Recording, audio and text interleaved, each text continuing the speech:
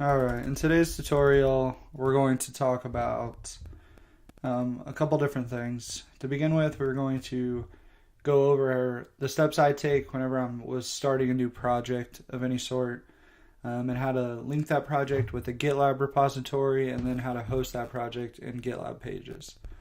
The actual project we're going to be making, it's not really a project, but we're just going to be playing around with a JavaScript file.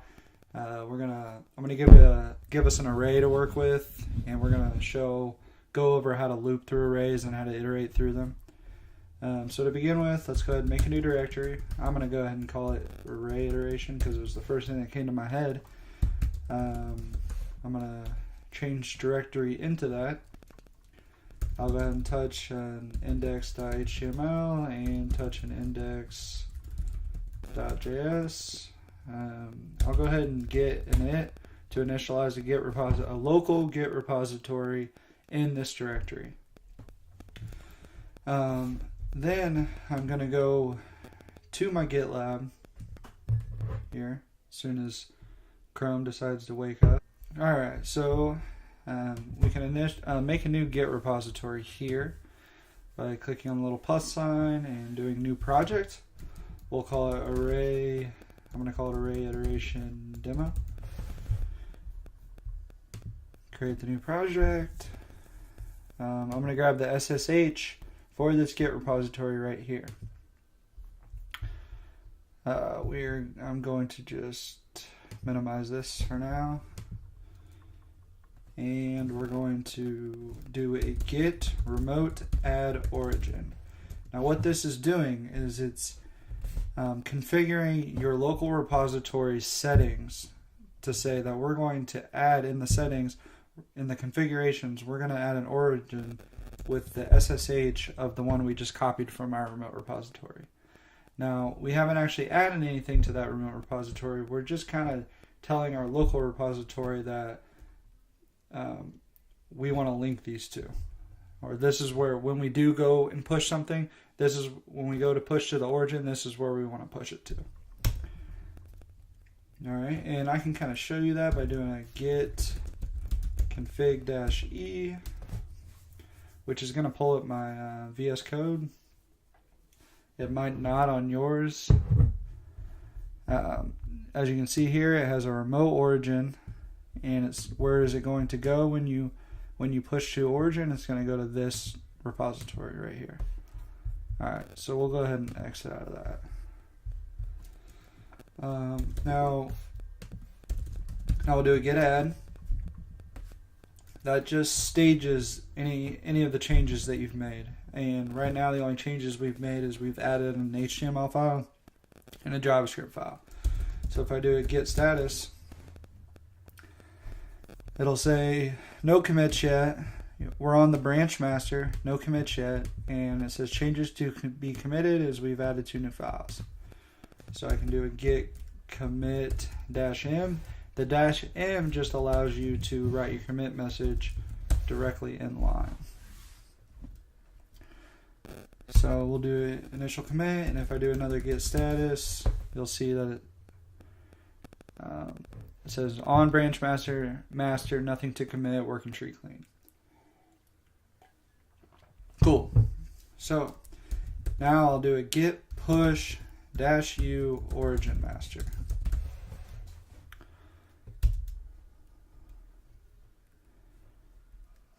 Which actually pushes it to our GitLab repository. So now if I do a refresh here on my GitLab repository, you'll see that I have my 2 files and the last commit is the initial commit. Go ahead and minimize that again. I'm going to play around here. Let's put this in a different window so we can just swipe back and forth between them. Alright, now let's go ahead and open our project in VS Code. We can do that by doing a code period. If that doesn't work for you, you can come and see me and I can talk to you about how to get that configured.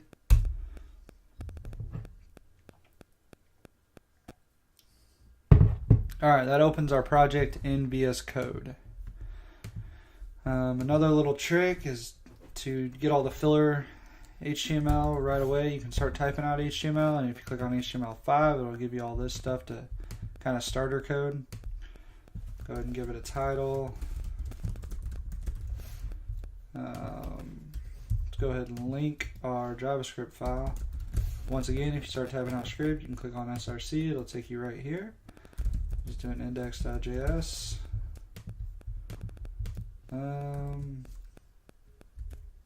We'll leave it like that for now.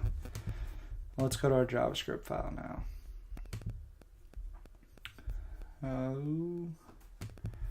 Alright, now the thing I want to talk about is kind of how to loop through arrays. That's the major thing. I've helped a few of you out through the week, and I've noticed people may not completely understand how that works. So I'm going to go ahead and make just some array up here. We're going to call it very creatively array. We'll just give it a bunch of numbers. 23, 78, 98, 102, cat, 4, and 21. Let's make them all numbers for right now so we don't get too confusing. Alright, 30. Now, there's a few different things you can do with arrays, a few different ways to iterate through them. The three major ones that I'm going to talk about today is just a regular for, or the four major ones, excuse me, are just regular for loops. We can do for, let in, or let of, for each loops, and map loops. Let's go ahead and start with a for loop. So if we wanted to use just a regular for loop to iterate through this array, we could do a let. I like to call this index. You don't have to. You can call this whatever you want. I like to call it index just because I know it's going to, when I'm going to loop through an array, it's going to be the index. It's going to stand for the index of the array. So index is less than ar.length. It's going to be less than here because if you'll remember arrays, the index starts at 0. So this one is at index 0, then 1, then 2, then 3, then 4, etc. The array length is 8 here. But this very last number in the array is at the index of 7, not 8. Even though the length of the array is 8, the last one is 7 because it starts at 0. Does that make sense? Okay, we'll do an index plus plus, and all we're going to do is console.log. I want to console.log index plus index, and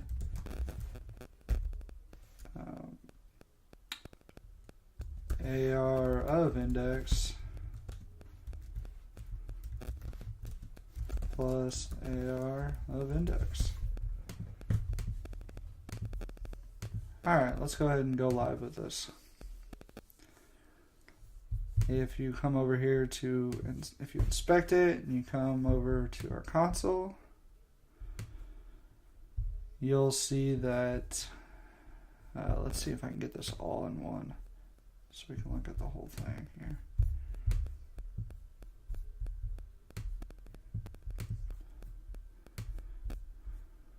Alright.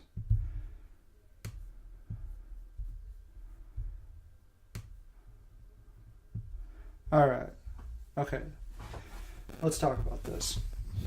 So, when we go through the first iteration of the loop,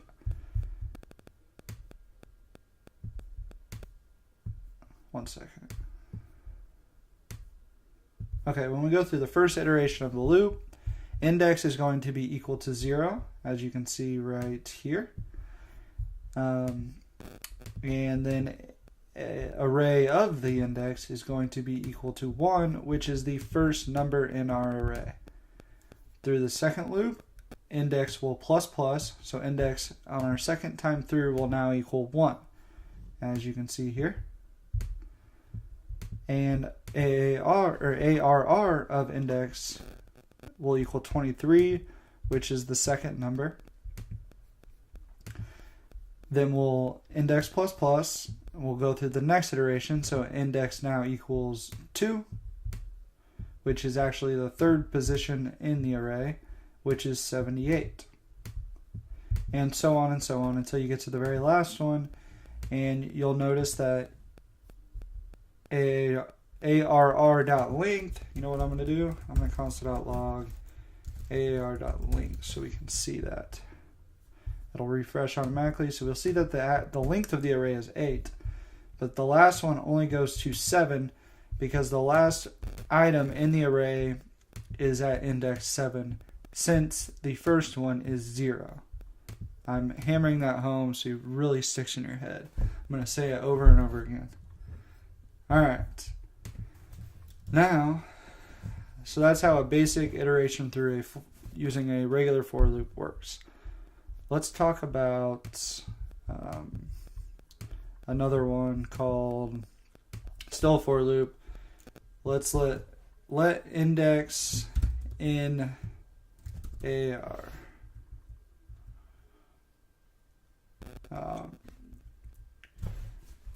Now what this is this says for every index in AAR, index is going to stand for each index. It's a shorter way to do exactly the same thing that we're doing. And so as it loops through, it's going to loop through each index of the array. So it's going to loop, every time it loops, it's going to go 0, 1, 2, 3, all the way to 7. So it starts at 0 and goes to 7. And the console logs are pretty much the exact same, as index is going to go from 0 to 7, and then ARR of index is going to go 1, 23, 78, 98, 102, etc. Alright, so that's another one. I hope that makes sense. Now there's a couple built-in prototype functions. I know you don't know what that means. Just go with it. It's okay that you don't know what it means. We're still going to talk about what they do. One is called the for each. The for each method prototype function. So if we do a for each, and let's just say each value, because this is going to, let me get it set up here actually. So let's just console.log value. Let's see what value is here. So what this does is it takes the array, it says for each value in the array, so as we loop through, it's going to loop through the array, and the variable that you place here is going to stand for each value in the array. As you can see, when I console.log it, it console.logs the 8's just the length right here. So if we get rid of that, you'll see that it goes 1, 23, 78, 98, 102, 34, and 21. Alright, now for each can take two variables here. If you give it a second parameter, I'm sorry, not variable, parameter. If you give it a second parameter, the second parameter will be the index. So for each takes a function. As you can see, this is a whole arrow function. For each takes a function, and the first parameter you pass into the function is going to stand for each value in the array that you're looping through. And the second one is going to be the index of the array as you're looping through it. So if we console.log index here, let's make it a little bit more clear. These are the values, and these are the indexes. Alright, so value index 0, 1, 2, 3, values 1, etc. I hope that's clear. Pause it and kind of play around with it, look it over, whatever you got to do to understand it. Another array prototype function that actually returns a new array if you return something in your function here, in this function, and let me make this even a little bit clearer. I'm using an arrow function. You've probably never seen an arrow function before. Let's just do a regular function.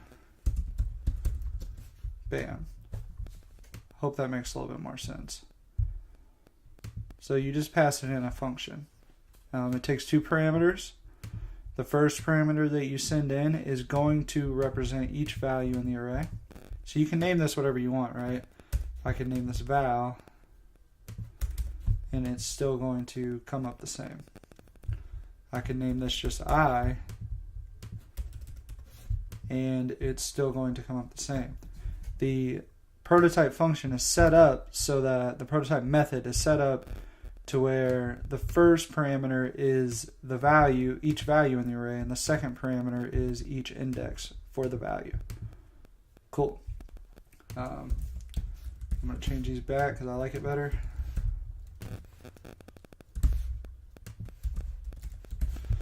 And we're going to change this to a map function. Now, all I do is change that from a for each to map. And if I just do that, you'll see that nothing really changes. It's the exact same thing. That's because map and for each are very, very similar to each other. The only difference is that the map function will return a new array if you return something here. Let's return value plus 1. So this is going to return a new function, and for each value in the array, it's going to add 1 to it. So if I console.log, let's get rid of these. Let's console.log before there. Let's console.log just the array. And let's set this thing equal to a new array. And let's console.log the new array that it returns. And if you see, we're returning 1 plus the value of the array.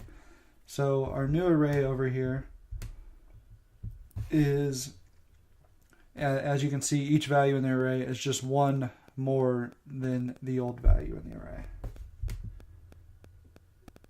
Beautiful. Alright, well, that pretty much takes care of most of the ways to iterate through an array that I want to talk about today.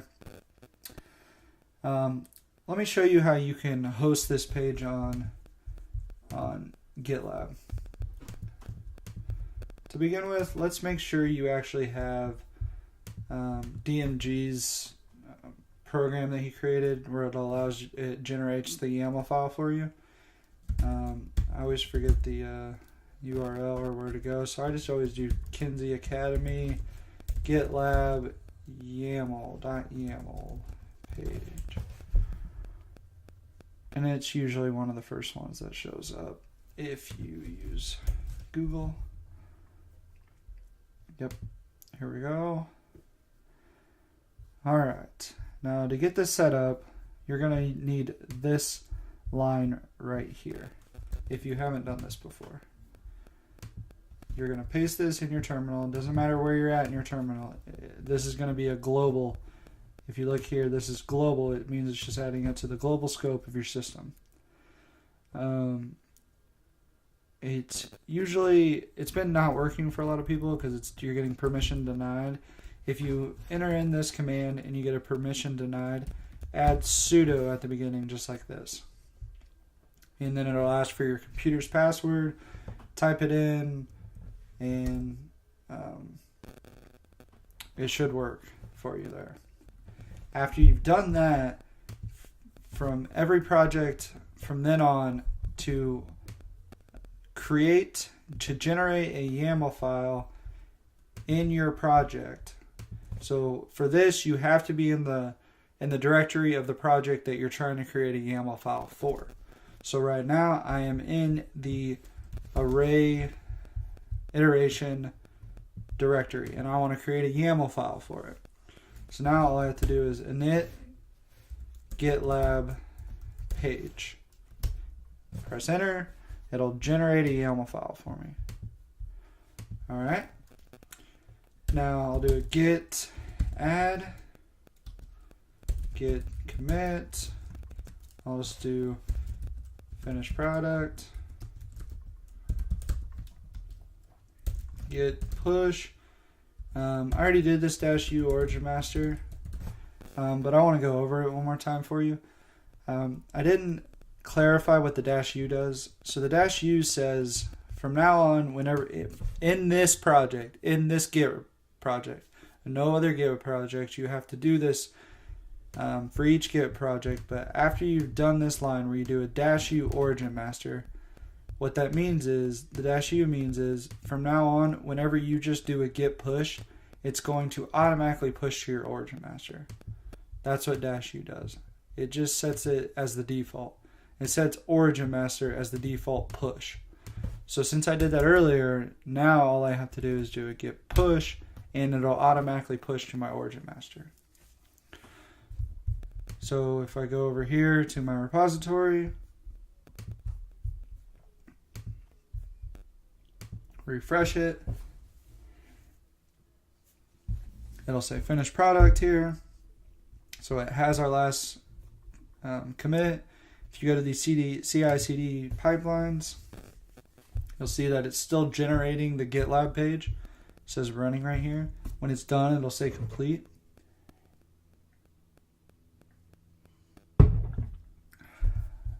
Refresh it. Takes about 2 minutes usually.